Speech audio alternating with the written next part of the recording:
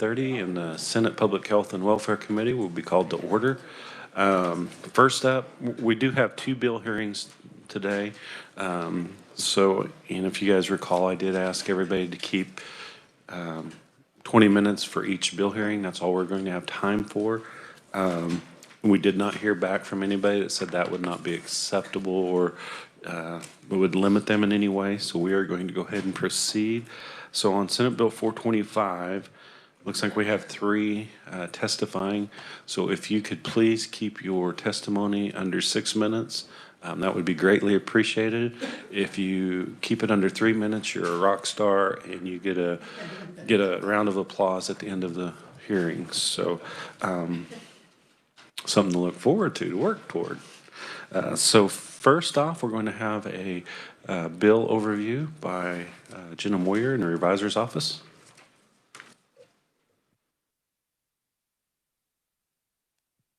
Thank you, Mr. Chair. Good morning, members of the committee. Senate Bill 425 amends statutes related to the disclosure of records and information in child of need of care cases. This bill first amends a subsection, or adds a subsection to KSA 382212, which is a statute that identifies who can access DCF confidential agency records.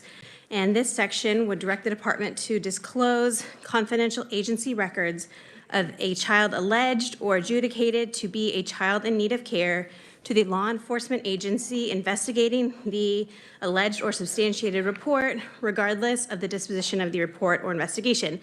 And the information that would be included in this disclosure would be limited to things like reports, investigations, past reports regarding the child or their siblings, and alleged perpetrators.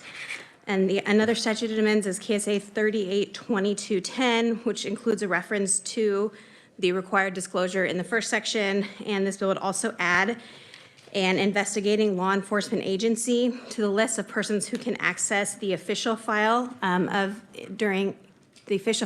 a child in need of care case pursuant to the code, and the social file of a child in need of care pursuant to the code. And I will note that there's a mirror of this House bill that had a hearing, and that bill is House Bill 2582. It had a hearing in House Children and Seniors and did pass out with amendments that were recommended by law enforcement. And I believe if Ed's testifying, he should be able to give you more details on that if you'd like. And I'll be happy to answer any questions about Senate Bill 425. Oh, and this was a recommendation from the Child Welfare Oversight Committee. Thank you for that, Jenna. Committee questions? Seeing none, thank you. Okay, committee, now we will turn our attention to proponent testimony. Our first proponent is Secretary of DCF, Laura Howard. Secretary Howard, welcome to the committee. Thank you, Mr. Chairman. Laura Howard, Secretary for Department for Children and Families. I do stand here today before you as a proponent of Senate Bill 425 related to information sharing and data transmission between DCF and law enforcement agencies.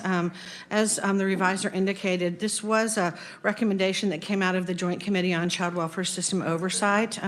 After that committee met this summer and fall, we worked closely with Ed Klump, who represents the Kansas Association of Chiefs of Police and the Sheriffs and Peace Officers Association, to create this new testimony and work closely with the revisor. What I would say is that historically, the statute that's currently in place has been interpreted differently over time by different DCF administrations and, frankly, by different attorneys probably sitting within the DCF agency. So sometimes that's led to an inconsistent approach to what I think the current statute actually always intended, which was free exchange of information between DCF and law enforcement. In my tenure, we have certainly interpreted the statute to mean that free exchange of information without redaction to really expedite processes for both agencies.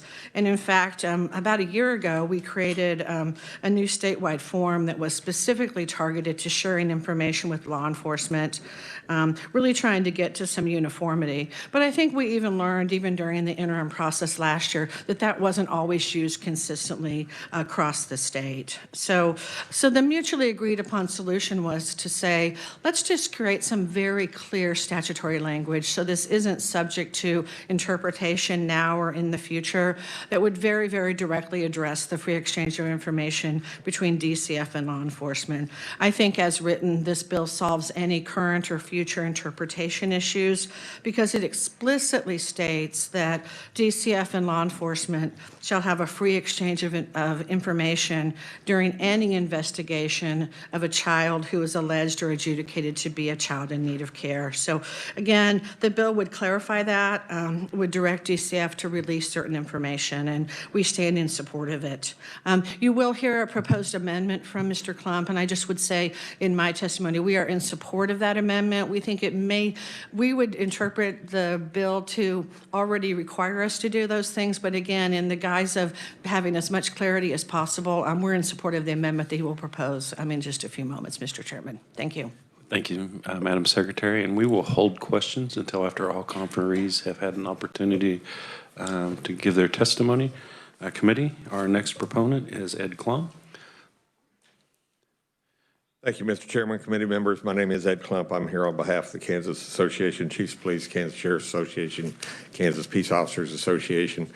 I want to just give you a real quick history of how we got here. This is an issue that has been troubling our investigators for years. I've probably been working with different DCF administrations over 10 years trying to fix this issue with lack of clarity in the statutes. We were invited on October 5th to testify in front of the Joint Committee on things that we were struggling with our investigations of child abuse and neglect. And so in preparation of that, I had taken a list of things that investigators would call me all the time saying, I've had this problem, I've had this problem. I took that list and put it in a survey, and I just simply asked only for our officers that were investigating child abuse and neglect cases on a regular basis, have you had an issue with this particular item in the last 12 months? Because I wanted to narrow it down. I didn't want to go too far back. And what we found in that is most of those responses came back that plus or minus a little bit, about 50% of our investigators had issues with every one of those points that had been reported to us. And that told us there was an issue we needed to fix. Over the years, we've been in discussions with DCF over different things, and one of the things that I had noticed in those discussions is it always came back to, well, you know, yes, that statute says you get this, but you go back to this specific statute on that information, and law enforcement's not listed in this long list of groups that has access to that information, so we don't think you get it. And then sometimes they'd say, well, yeah, you do get it. And then sometimes they'd say we don't. So what we did in this, we wanted to have something in statute, like the Secretary said, that clearly stated specifically for law enforcement what's going to be shared, and take away those interpretation issues. And so that's what we did. In preparing that and preparing for our work with DCF, I put together a smaller group of our investigators from across the state representing both big agencies and rural agencies. And we worked with them on identifying what needed to be in this bill. And so if you look on page 6 of the bill on line 7, where it starts out, such records shall include, that's kind of a list of the things that we were having trouble sometimes getting access to. And so that section there is the section that developed out of that specific for law enforcement. We think this is going to add a great deal of clarity into the interpretation, and we feel very confident this is going to fix a very long-standing problem we've had that has hindered some of our investigations into abuse and neglect over the years. But we want to say that's water under the bridge. When this bill passes, we think that's water under the bridge. We want to look at the fresh water coming down the stream. We do recommend an amendment. I have that at the bottom of my testimony there, and that is to add a few more things that my group of investigators came back after looking at the bill and said, you know, these are big issues that we are having problems with. We'd like to see that in the list. And I agree with the Secretary. The wording probably covered that, but again, it's up to interpretation. We want to take that out of the picture, so we'd ask you to make that amendment. And Mr. Chairman, I'll stand for questions at the appropriate time.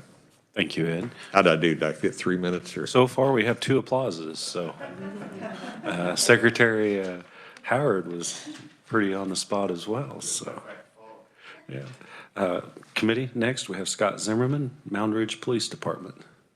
And he is with us virtually. Scott, welcome to the committee. Thank you very much. Chair of the Senate Public Health and Welfare Committee, I want to thank you for the opportunity to provide testimony in support of Senate Bill 425, which would require the Department of Children and Families to disclose agency records of a child alleged or adjudicated to be a child in need of care. I'm testifying today in support of Senate Bill 425 on behalf of the Kansas Peace Officers Association and myself as the captain assigned to investigations for the Mound Ridge Police Department. Senate Bill 425 directly addresses the shortcomings of the current statutory language. DCF currently only shares limited information with law enforcement. DCF is currently screening reports and deciding which reports go to law enforcement. And at the current time when law enforcement receives a report, there's often information which is redacted, which can be crucial to a proper investigation.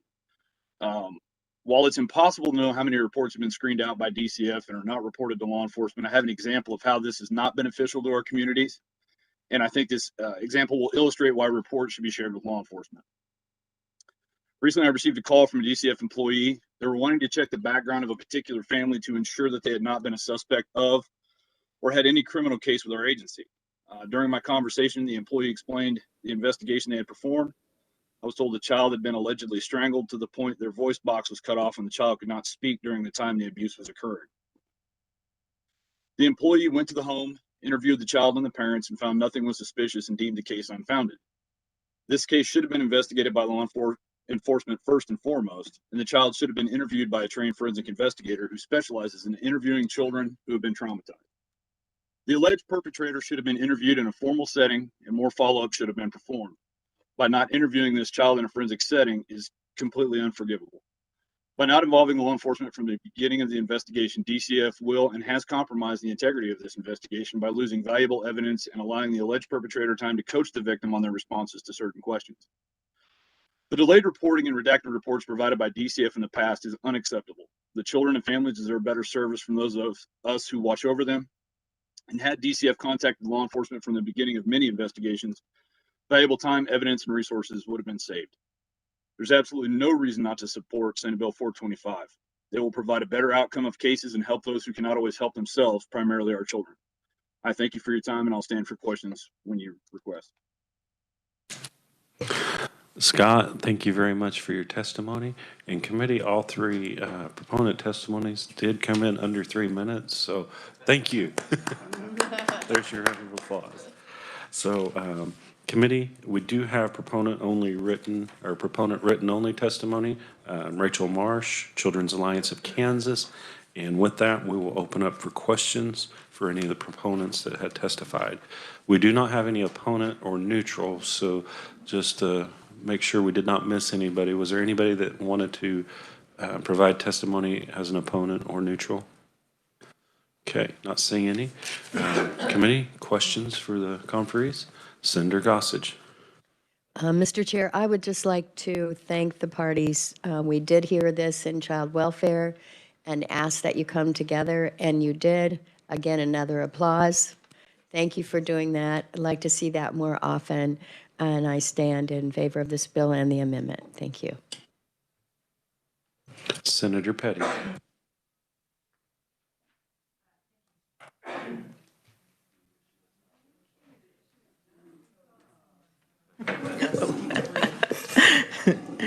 For those of you who don't know, we had a mic issue, and we still do. This is a question for Ed. Yes, ma'am. And Ed, thank you for being here concerning this bill today. You know, one of the things that I've seen in the past in these situations concerning children is, and in this bill deals specifically with information that's going to come from DCF to law enforcement. And I'm just curious about the other way, because there have been, and sadly, 2 very major cases that have occurred in my district that led to deaths. And it seems to be that there was a lack both ways. So could you share with us how that's going to work? Sure. There's a different statute that kind of talks about the law enforcement exchange, I think, with DCF. We haven't really seen a big problem with that. I mean, anytime we're dealing with people, you're going to have failures sometimes. But in our discussions, there was nothing identified that needed fixed in that statute because I was concerned about this being a two-way thing, and if they had concerns, I wanted to be sure we fixed those as well. We do exchange the reports with DCF. I can tell you, occasionally we have an issue with that, but it's a process issue and it's not a statutory issue. Thank you, because that, I think that's very important to understand that sometimes the perception is that it's not, it's both parties, and it's not just one way or the other that information hasn't been shared. Right. These are difficult cases, and to be fair, there's a lot of them. DCF gets many reports on this that have to be looked into. But sometimes those cases come directly to us before DCF gets them, and we report them to DCF. Sometimes DCF gets them and we get them. And, DCF has the focus and the training to look at the civil side of how do we deal with this child and put them in a safe place and making sure we're doing the right thing there. And law enforcement is focused on the criminal investigation. And so when we work together, we have the best outcomes. And what we're trying to do in this bill is just enhance our ability to work together. There's just so much of this information that's critical for us to have that we've been missing in the past. It's led to delays, and I think led to some of the case problems that you're talking about. But we're all dealing with people, and we try to reinforce this the best we can with our people. Committee, I do not see any further questions for any of the conferees. So we will close the hearing on Senate Bill 425 and open the hearing on Senate Bill 453. And with the Revisor's Office, Jenna Moyer will give us the bill overview. Just to back up just 1 second before you get started, we are going to plan on working these bills that we are hearing this week. Hopefully, if we don't get them done this week, we are planning on working Friday. So please make sure you have amendments. If you have amendments, get them to Jenna so she can have them ready so we can get these worked. So if we do not get them worked before Thursday, we are planning on working bills Friday. So Jenna, thank you. All right. Thank you, Mr. Chair, members of the committee. Senate Bill 453 is about training for unlicensed employees of adult care homes. The first section it amends is KSA 39936, and it relates to unlicensed employees of adult care homes. And these unlicensed employees are already required to take 40 hours of training in basic resident care. And this bill would add that the instructors of that 40-hour training course would need to be licensed and in good standing to practice in this state as a licensed or as a RN, registered nurse, et cetera. And instructor, if you had multi-state licensure privilege, that would also count. And the next change in the bill would allow a simulation experience to be used in the clinical instruction portion of that 40-hour training course.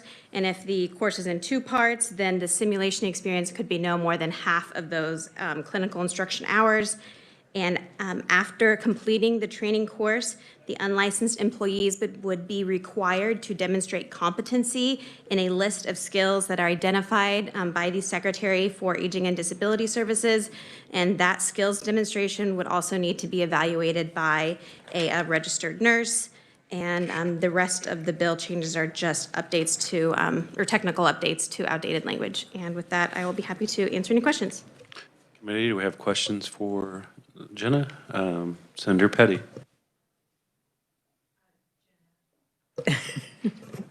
Jenna, as I looked over this bill, I was noticing on page 3, starting in line 22, when it talks about the same examination given by the Secretary for Aging and Disability Service to all unlicensed employees of adult care homes who provide direct individual care to residents and who do not administer medication. I'm curious as to how is this different from a CNA? I mean, a CNA would, or excuse me, thank you, Mr. Chair. A CNA is required to have that, they have that, they have the certification, a certified nurse's aide, and so they would not be under the guise of this statute. And hopefully there's a proponent that can give you more details on the specific skills that these unlicensed employees would give, but this bill would not cover CNAs because they're not unlicensed, that they already have regulation. So I think we will hear that from opponents about that. So just that there's a clarification that this doesn't jeopardize or interfere with CNA training in any way within this bill. So I think that's... Those employees may be allowed to attend this training, possibly as a continuing education, but it wouldn't be, that's not within the text of this bill, just that it may be an additional training opportunity, but it would not add any other requirements to CNAs. Thank you.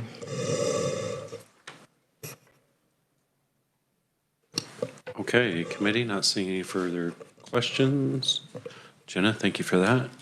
We will now turn to proponents, and for everyone that is testifying, you do not get the applause if you stay under 3 minutes, because that is your time limit of 3 minutes, because we have 7 conferees on this, but you will gain favor with the chair if you stay within your 3 minutes of a smile. So our first proponent is Heather Porter, Chief Nursing Officer of NMC Health. And Heather is with us virtually. Heather, welcome to the committee. Thank you, Chairman Hildebrand and members of the Senate Public Health and Welfare Committee. On behalf of NMC Health, we appreciate the opportunity to provide testimony in support of Senate Bill 453. My name is Heather Porter. I'm the Chief Clinical and Chief Nursing Officer at NMC Health. And my career began as an LPN, and I've also taught numerous certified nurse aide classes over the years for long-term care facilities as a registered nurse. Thank you for your leadership and consideration of our comments today. We know that there is a current nursing shortage of RNs. The Bureau of Labor and Statistics projects 1.1 million new registered nurses will need to be replaced this year, and that was prior to the pandemic response. It also reports that Kansas is one of 5 states with the highest concentration of nursing assistant jobs available. By supporting Senate Bill 453, additional instructors and courses will be available to expand upon the number of certified nurse aide courses in Kansas. Certified nurse aides are a vital component to safe delivery in a hospital and long-term care setting. Scarcities in this workforce are detrimental to workforce strategies for healthcare institutions in Kansas. A licensed practical nurse scope of practice allows an LPN to be assigned work by an RN in the area of supportive restorative care. An LPN scope of practice aligns with providing education on key domains such as grooming, eating, toileting, transferring, and ambulation. Those activities of daily living are key components of a certified nurse aide's work. This bill comes at a time when the healthcare industry is in desperate need of a stable and well-trained workforce. Certified nurse aides are critical to that overall delivery of healthcare in the communities across Kansas. Finding a creative way to expand opportunities for those interested in joining these programs and to be trained and ensure that those students have access to getting trained in the field is really important in addressing current and future workforce needs. This bill allows for greater flexibility. It eliminates barriers to expand CNA training and opportunities in Kansas. And it allows for flexibilities for instructors in these courses so more Kansans can take this course necessary to enter the field. Allowing the use of simulated labs for training means more hands-on trained workforce that will have access to field training options deemed safe and effective by researchers, and expanding qualifying experience for those that are caring for the elderly, no matter the clinical setting, means more RNs can administer the skills portion of the CNA competency and is correct in the recognition of the healthcare staff takes of the elderly and chronically ill in settings across healthcare, not solely long-term care. Thank you for your consideration of our comments, and we ask that the committee recommend favorably Senate Bill 453. I would be glad to stand for questions at the appropriate time. Thank you. Heather, thank you for your testimony. We will hold again for questions until all proponents have had an opportunity to speak. Committee, our next proponent is Jason Watkins, Wichita Regional Chamber of Commerce. Jason, welcome to the committee.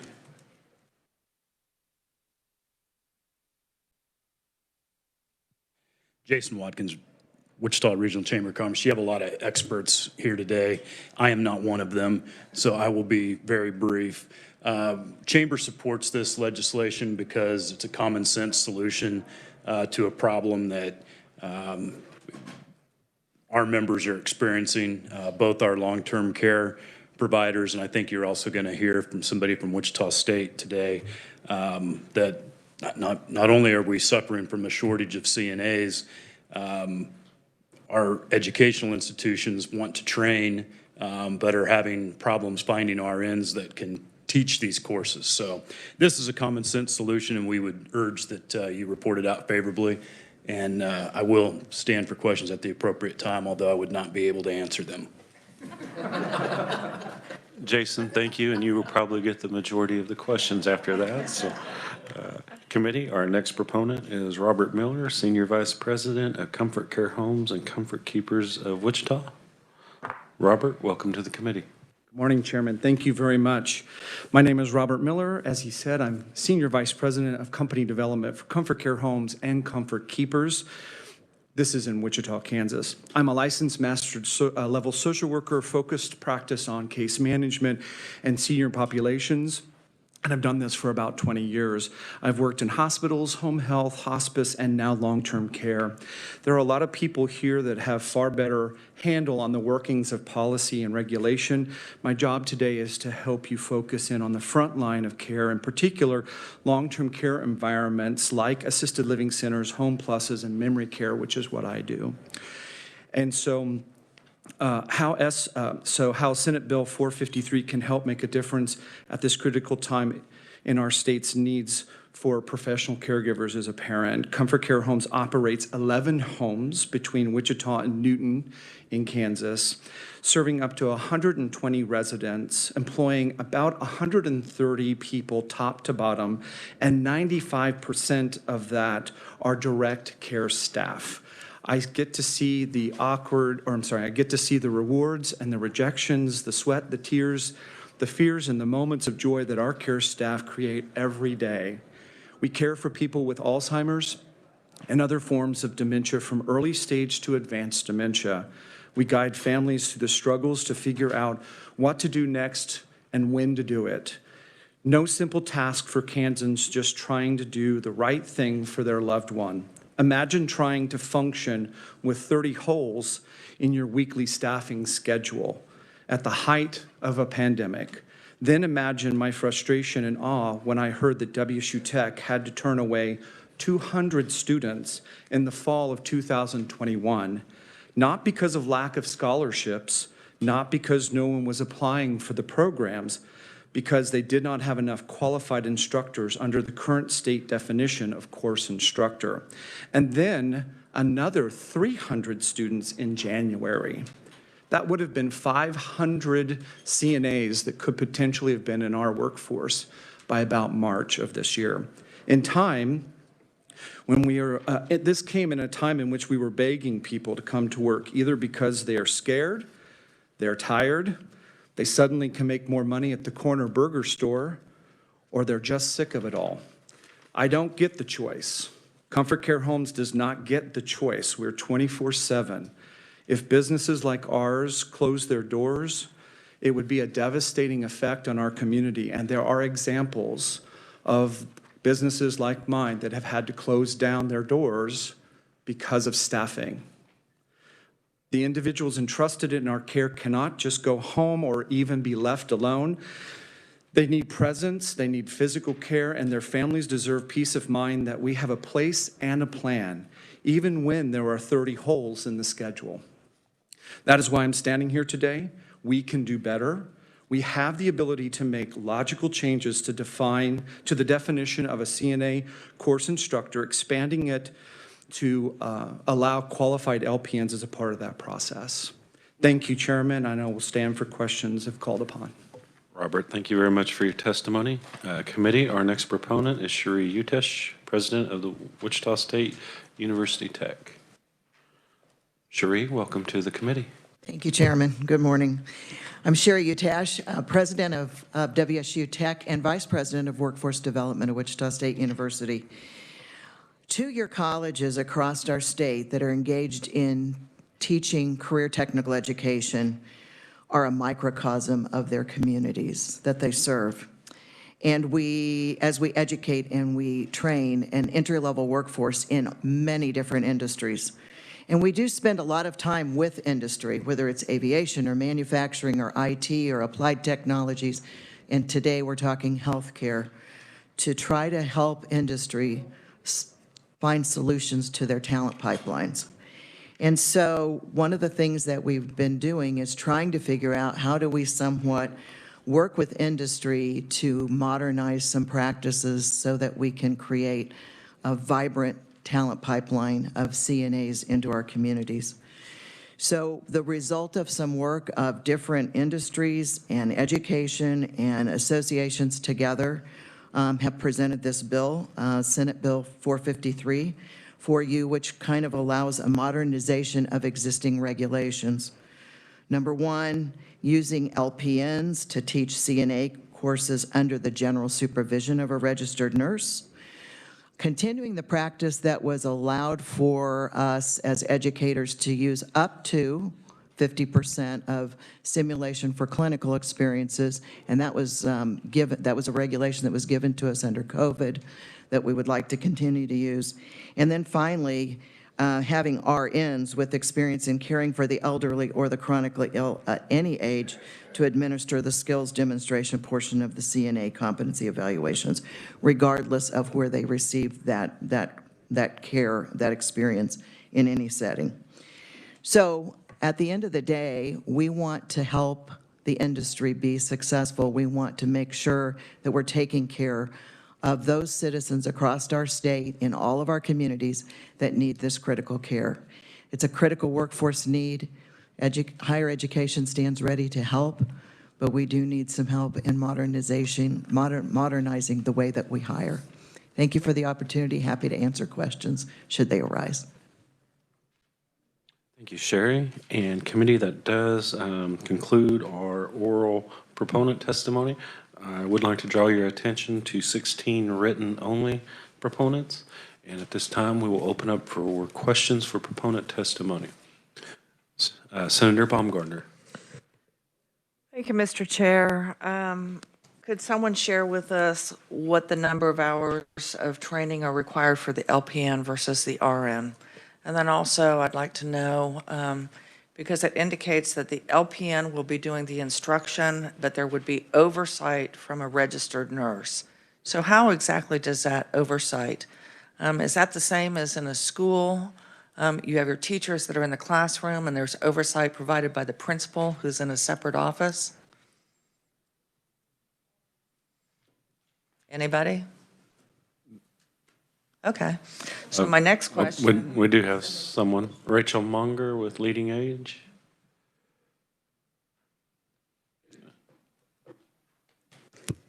Hi there, Rachel Monger with Leading Age Kansas. We can find out the number for you on the RN versus LPN. On the general supervision versus direct supervision is really what we're talking about when we talk about RNs and LPNs being instructors. So that would vary by school, I believe, but we can find some more details. But obviously, direct supervision would mean that the person is there, as you described, like in a classroom with, the teacher there and then supplementals. So this would be general supervision by the RN, so they would not always be there when the LPN is doing the instruction. They would not be there in person. And if I might follow up, I have a couple more questions. So you said it would vary by school. So what are we talking about schools? Because we heard reference to community colleges, and yet community colleges are testifying as neutral, but the testimony came from a technical college. So is this in the school, or is this in the nursing home facility? Where is the school? There is a variety of entities that are allowed to do CNA training. So there is technical colleges, there are community colleges, there are private colleges and allied health centers, and then nursing homes themselves can also do CNA training. Okay, I guess I'm concerned about how varied that would be from institution to institution, or from nursing home or facility to facility. It does seem like there is a lot of reliance also on that, the clinical being the simulation. So 50% of that would be simulation. Is that right? Up to. Up to 50%. So I guess part of my question is, how much simulation training do LPNs have compared to registered nurses? And I think it's significantly different. That one, yeah, I would have to go back and check. Sherry, if you could restate your name and who you represent. Sherry Utash, president of WSU Tech. I want to go back to your first question. I don't know the exact number of hours, Senator Baumgarten, but I do know this, that those hours are all prescribed by the Kansas Board of Nursing. So the LPN program has a prescribed number of hours and curriculum from the Board of Nursing, as does the RN. Now, you are correct in the fact that for LPNs, there's a greater amount of hands-on clinical practice. There's a higher amount in the LPN versus the RN versus the BSN, certainly. And so the number of hours, but the number of training hours for those programs are extremely similar, because one of them is a year program and the other one is a year and a half. So they're going to be very similar. As far as simulation, the simulation would be up to 50%. It wouldn't have to be 50%, but it would give us the leeway, should we be back in some kind of a situation like the pandemic, to be able to easily pivot to that instead of having to wait for emergency declaration. The other thing, when you talk about the oversight would be that those skills checkoffs would be done by a registered nurse. The real essence of the change is that it allows us to employ LPNs to help with the work ahead of the skills checkoff with the registered nurse. And there's a lot more LPNs available to try to do this work. And if you go into any of these care facilities, the correlation or the partnership and the working relationship with the CNA is directly to the LPN, and the RN does a checkoff. So it's kind of taking that same approach of practice into the classroom.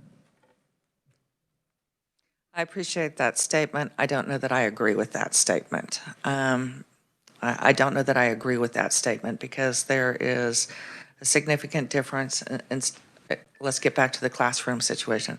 There is a significant difference between a licensed teacher and a student teacher. Vast amount of difference. And so that's why there is that requirement for the additional hours.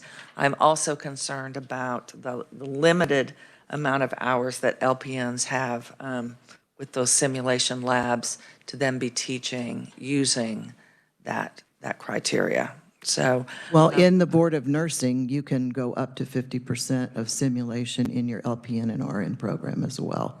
My point is the RNs are teaching the simulation. Thank you, Mr. Chair. Senator Petty. Thank you. And Sherry, you can stay there for a second. You just mentioned a moment ago about there are a lot more LPNs than there are RNs in the state of Kansas. Do you have those figures? I do not have those figures, but I do know from a hiring process that we have a lot of LPNs that are that would like to be teaching in this area that don't have their RNs yet, or they may be working on their RNs at the same time. So if you could, or provide that information, that'd be helpful about, when you say there was a lot more, to see that number. And thank you. I have a question for Heather Porter. Right. Oh, was Heather online? Heather, are you still online? Yes. Heather, you referred to these courses as the same as CNN, so are you under the impression that this is training for CNNs? For certified nurse aides, yes. I'm speaking to the part of the bill in support of that LPNs would be allowed to provide that education for the certified nurse aides. I noticed in your testimony that there seems to be, I don't know if it's disagreement or a lack of agreement concerning who should be teaching. I'm sorry, maybe go ahead, Heather, sorry. I would be glad to provide clarification. I'm supporting, NMC Health is in support of the LPN providing those clinical skill checkoffs, because that is a big part of their scope, is grooming, the activity of daily living with that RN oversight. And that was the amended piece of the bill that we were supporting, is that it allowed the LPN in conjunction with an RN to provide that education so that we could offer more classes to certified nurse assistants and increase that pipeline of worker. Does that answer your question? Yes. So you're seeing this as being, I mean, it seems to be a little unclear in this bill. It refers to unlicensed employees, that's the same as a CNA, and so you're referring this as the same as a CNA, and so we're really talking about CNA training. Right. I'm speaking to the CNA training in support. Let me see if I can I'll follow up with the line item for you, Senator, where it speaks to that the LPN in conjunction with the RN can provide that certified nurse aide training. Thank you. Senator Erickson. Thank you, Mr. Chair. Thank you all for being here today. I apologize if I missed it, but did anyone address, are there other states that allow LPNs to train CNAs? And if so, is there any data around quality of care? Has that affected that, or how that's alleviated the demand for CNAs? Is there any other state that we kind of have as an example in this area?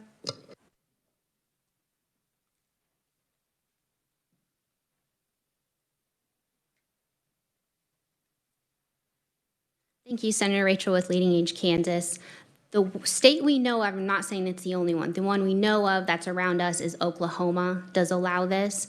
I have not seen any studies done on that, but I also have not looked closely, so we will look at that and see if we can find anything for you.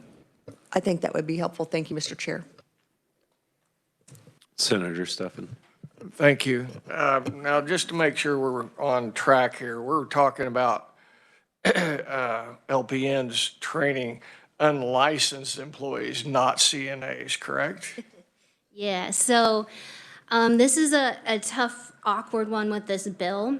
In our adult care home statute, all it says, and it was passed a long time ago, decades ago, I believe, all it says is that if you want to provide direct care to residents of adult care homes, you will be an unlicensed adult care home employee with 40 hours of training. That's not a thing. We have not for a very long time. None of our training programs have 40 hours. We don't ever refer to unlicensed adult care home employees. To us, and what it's always been, is that's code for nurse aide and a certified nurse aide training. All of our state regulations are for nurse aides, and that's what we use as direct care workers in adult care homes and also across the healthcare spectrum. And those nurse aides, this is when it gets complicated too.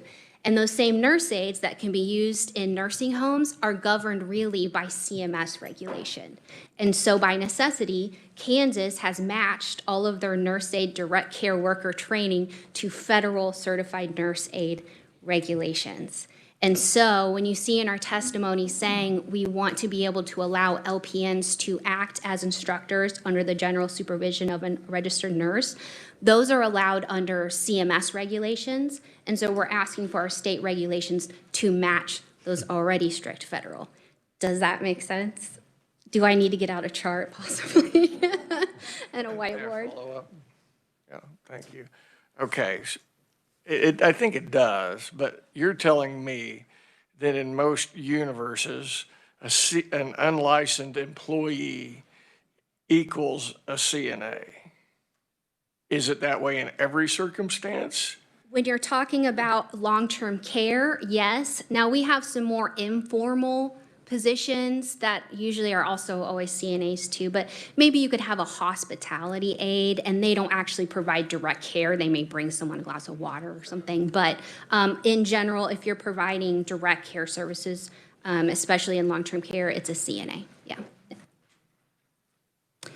And so if we would want to change adult care home statutes and instead of saying unlicensed adult care home employee, it said certified aide, we would be fine with that because that is the only thing we use and the only thing we are allowed to use to provide direct care services to residents in long-term care. Thank you. I see, as I was reading ahead a little bit, that an opponent refers to evidence supporting an association between higher training hours and improved resident care outcomes. Can you elaborate on that? Sorry, which testimony was it? I don't think it matters. It's just that statement that there is evidence that supports an association between higher training hours and improved resident care outcome. Do you know anything about that? I don't know what study that refers to. Sorry.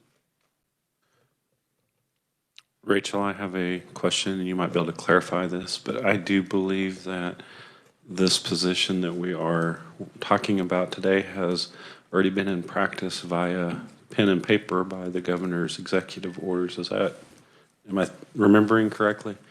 No, under the executive orders, we are doing temporary aids, and that's a whole other thing with like a very limited training that's online. We are not seeking in this bill or in general to make that permanent. What we are doing is we're hoping that bills like this will actually make it so that we don't need to rely on temporary aids or that we can find more ways to reduce the use of that even in the year or so that we may be allowed to use them. We are trying to find ways to make CNA training more accessible and keep the quality there, keep the number of hours. We're not changing that. We're not changing in the curriculum. We're not changing the exams they still have to pass. We're not changing the competencies we still have to pass. We're not changing who gets to judge whether they have achieved those competencies. The fixtures that we're looking for are very narrow. They are logical. They match, all importantly, CMS requirements for CNA training. And we really think that this is the best, most logical, greatest path forward to extend that pipeline. And as I think you've heard in a lot of testimony, it's not even just long-term care. CNA is a prerequisite for LPNs, RN programs, home health aides, medication aides. They've become extremely important to the entire healthcare system. And so that's why we were bringing this bill forward today, knowing how important that is, especially at this point in time for healthcare. Senator Stephan. Thank you. Does this bill cause a problem with the scope of practice of an LPN in Kansas? Does it potentially put the RN's license at risk based on terminology within? Well, I am not a lawyer with expertise in that type of thing, but what we've heard from the nurses that are involved in our coalition, it does not. We saw the neutral testimony from the Board of Nursing, and they would like some clarification, which is fair, and I think the type of clarification we usually see in regulation, particularly for CNAs when it's all in regulation. But I didn't see anything in the Board of Nursing testimony that said it violates scope of practice either. I'll be wrong, obviously, if you want to call me out on that, but I didn't see that in the Board of Nursing testimony. Was the Kansas State Nurses Association not engaged in this process of this bill's development? We did check with the Board of Nursing. I know I think did that- once, I'm but. sorry, the Kansas State Nurses Association. No, they knew about the bill. No, we did not involve them in the process of writing the bill, no. Though they wanted to be involved. I don't know. I didn't receive that specific request from the State Nurse Association. I know they have an opinion on it, obviously, but no, they were not part of the coalition that drafted the bill. Committee, thank you for the questions. We do need to move on. We are going to move to opponent testimony. We have two. Kelly Summers, Kansas State Nurses Association.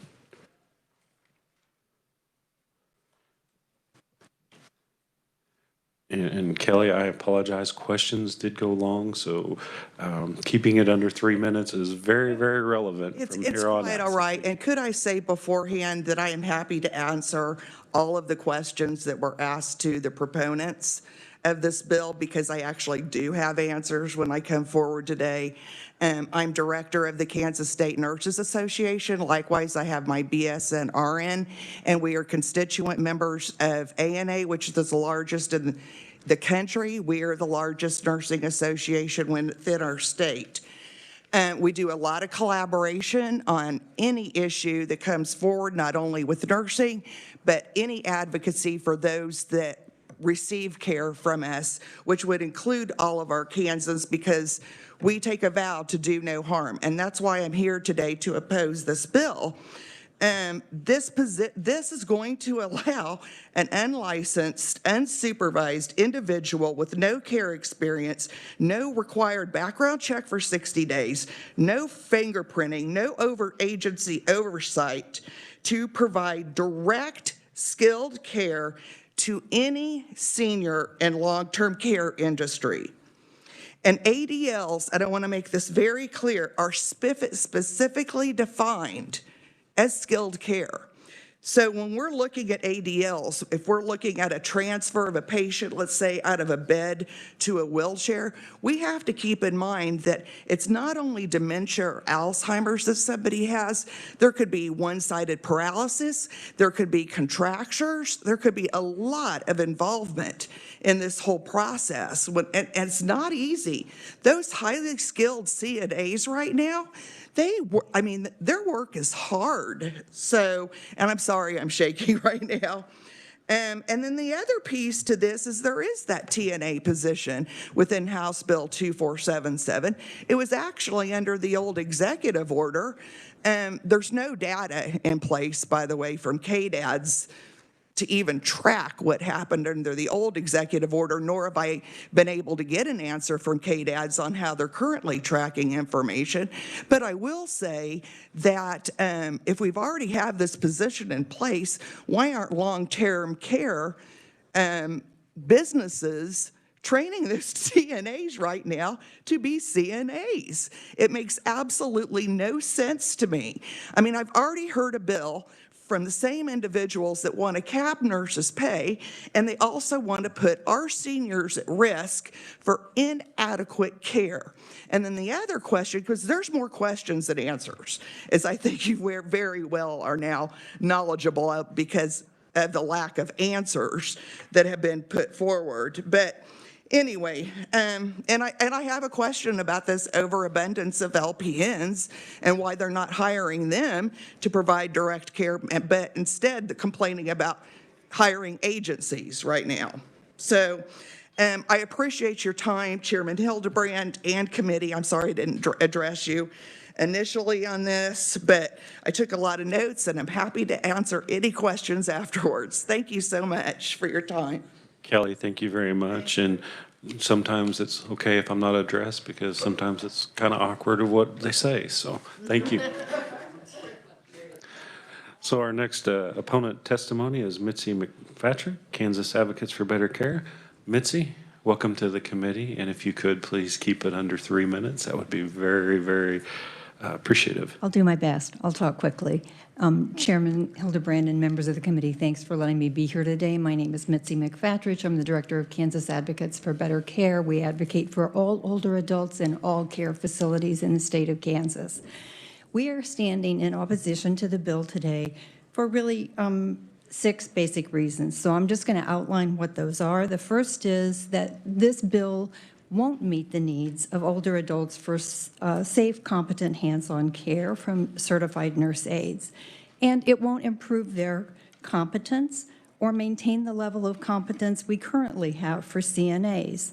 When we talk about using 50% simulation lab training, I'll just tell you, from having taken care of my brother-in-law who has Parkinson's, you never know when he's going to fall. You never know when he's going to hit out. That's just a muscle reaction. You never know when he's going to address you in a way that is something you're not anticipating. Simulation labs won't teach you how to respond in those situations. It won't teach you how to decision make in those instances that you are dealing with the needs of people who have dementia, Parkinson's, and who are just generally frail. The second reason that we are opposing the bill is that the bill language is both vague and it leaves important requirements undefined in quantifiable measures. And I want to just point out several things that I'm talking about there. Even though Kansas requires 95 hours of training for certified nurse aides, this bill only talks about 40 hours. So where are the other hours that are required? This bill also uses a phrase, in good standing, when they're talking about the licensing of the person who would be providing the training. But that's not defined in this statute, and it's not defined in another statute that's referenced in this bill. That's very important. In KDAD's regulation, the way that they talk about it is a person who has no pending or current disciplinary actions. With regard to the multi-state licensure piece, they talk about adverse actions and encumbrances. Those are important things for us to know about who's providing the instruction to CNAs who are providing the direct care. And the other thing that I would mention is just the scope of practice, which Ms. Summers is much more equipped to talk about than I am. We talk about the lack of staff in nursing facilities, and that is true. And what we hear from nurse aides is that they feel under-equipped, and they feel under-trained, and they feel under-supported to do the job they do. This bill isn't going to stop the churn of CNAs that come into and quickly leave facilities because of those issues. And finally, I would say, Senator Gossage mentioned on the prior bill the importance of people working together.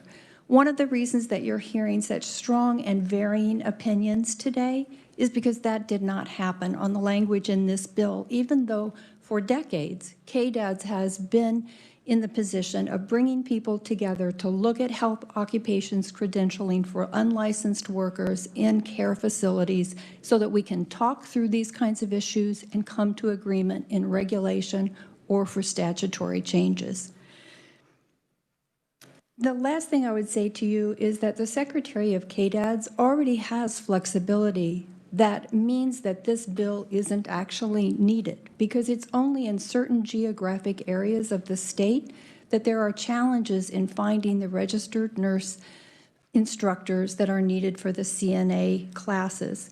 Both the community colleges and KDADS have indicated that there is flexibility to address the concerns. So this bill is not needed. So on behalf of the older adults who are receiving care from direct care workers, I would like to say to you, this isn't a good bill for us. It's not a clear bill, and it certainly weakens the requirements for training that aides are asking for. Thank you. Mitzi, thank you for your testimony. Committee, we do have a written-only opponent testimony by Camille Russell, Kansas State Long-Term Care Ombudsman. And I'm going to hold questions for opponents. We have one more oral testimony, neutral. We're going to go ahead and go to that, and then we'll go back to questions. Heather Morgan, Association of Community Colleges. Heather, welcome to the committee. And if you could be very brief. Thank I'm you. quick. Thank you, Mr. Chairman. I am Heather Morgan. I'm here today representing the community colleges, and I've never testified on a bill that has such strong feelings on both sides, even within our 19 community colleges. I hope you can read my testimony. Because I know so little about this, I copied and pasted what the professionals who are actually teaching these courses every day say, and the directors of our nursing programs. The bottom line is this: there are some people who'd like more flexibility related to LPNs. Everyone who wants more flexibility wants to make sure that there's good direct oversight by those RNs. If we do not train our CNAs properly, we're going to have problems upstream in our healthcare system when they go on to be an LPN or go on to be an RN. I did get some phone a friend help. We do have more RNs in the state. Basically, our schools also want to make sure that we address some very highly credentialed healthcare professionals who currently can't teach CNA class because of that long-term care exception. If there's any ways we can work with the federal government or CMS on that. Moving right along, we do have strong disagreement on the simulation portion. KDAD's worked extremely well with us during the pandemic to allow up to 50% simulation. That's the same thing the Board of Nursing did. But simulation to me does not mean the same thing as simulation to someone else. When we talk about simulation, we're talking about hands-on, in-person with mannequin simulation, not online simulation, not somebody teaching a simulation who's never been trained in the pedagogy of doing that. It's awfully hard to, as Mitzi was just saying, to see people's faces and things like that. And so the quality of care is really important in making sure that we have, from top to bottom, from our private providers to our actual schools, we have the oversight by those RNs of the people who are teaching the class. I'm going to skip ahead and say that, as others have pointed out, this is all about certified nurse aid training. Currently, we have there are 90 hours of training, and then there's 20 hours that are the basic skills, 20 hours that are the skills checklists. Those are the 40 hours we've been talking about.